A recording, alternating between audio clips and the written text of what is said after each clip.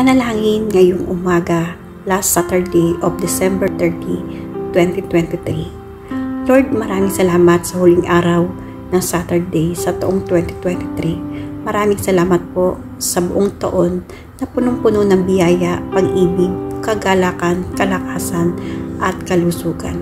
Salamat po sa proteksyon sa amin araw-araw.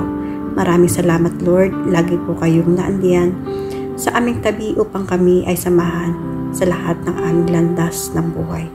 Lord, ngayon pong 2024, punuin niyo po ng inyong espiritu, banal na espiritu ang aming puso.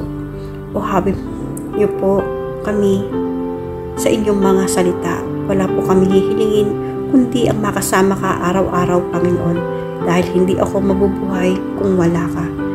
Dahil ikaw ang aking Panginoon, manggagamot at tagapagligtas ng aking buhay. Maraming salamat po sa pangalan ni Jesus. Amen and Amen.